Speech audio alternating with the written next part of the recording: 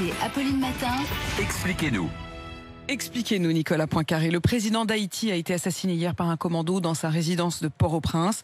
Un acte qui va encore un peu plus plonger ce petit pays dans la violence. Expliquez-nous ce que l'on sait d'abord de ce spectaculaire assassinat. Alors c'est effectivement un commando d'hommes en armes qui s'est présenté à la résidence du président. Sur les quelques images dont on dispose, on voit ces soldats qui sont très calmes.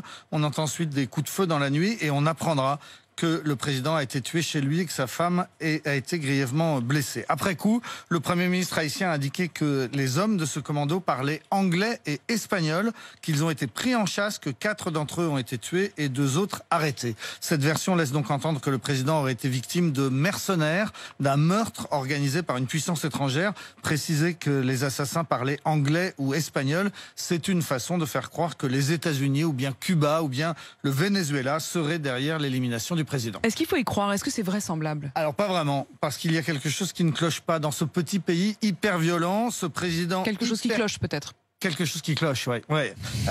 Dans ce petit pays hyper violent, ce président parano vivait entouré de gardes du corps. Or, visiblement, les hommes de la sécurité présidentielle n'ont pas opposé une résistance acharnée. Ce qui fait dire à des spécialistes du pays que les gardes du corps étaient probablement complices, ce qui signifie que l'élimination du président vient plutôt de l'intérieur, même si ce sont pour l'instant des hypothèses. Ce président, il faisait quand même pas l'unanimité dans le pays. Non, c'est peu de le dire. Jovenel Moïse avait gagné la présidentielle il y a 5 ans alors qu'il était un quasi inconnu. C'était un homme d'affaires qui avait plus ou moins fait fortune dans la culture de la banane bio et dans la revente de pièces détachées automobiles. Il avait promis de lutter contre la corruption des élites et la violence des gangs, mais il a totalement échoué dans les 2 domaines. Le pays est plus corrompu que jamais et la violence a atteint des niveaux inouïs. Haïti bat les records du monde des enlèvements et des demandes de rançon, raquettes, pillages, trafic de drogue, c'est le quotidien. À Port-au-Prince, les riches vivent sur les hauteurs, barricadés. Les pauvres survivent en bas, victimes de la brutalité des groupes armés. Et les auteurs de violences qui se font prendre ne restent généralement pas très longtemps en prison.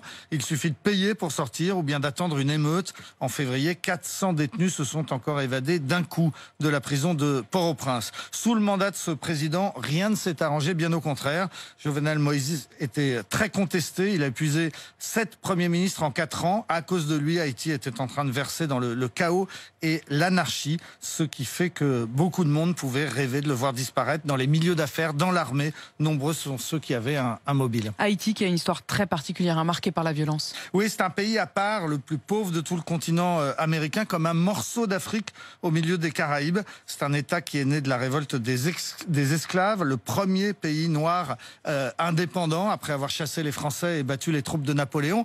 C'est le seul pays noir qui ait jamais colonisé un voisin blanc, en l'occurrence la République dominicaine au 19e siècle. Plus tard, Haïti a aussi connu l'occupation des États-Unis et puis une terrible dictature, les Duvalier, père et fils, Papa Doc et Baby Doc, qui ont fait régner la terreur avec leurs milices, les tontons macoutes. Et puis depuis la fin de la dictature, ce pays a connu l'instabilité politique. Aucun président, aucun régime n'a jamais réussi à faire reculer la misère et les inégalités. Ajoutez à cela les catastrophes naturelles, les inondations, les cyclones et puis ce terrible tremblement de terre de 2010, un des plus meurtriers de l'histoire avec 300 000 morts. On dit en Haïti que c'est le pays de tous les malheurs du monde et l'assassinat du président hier n'est qu'un épisode de plus.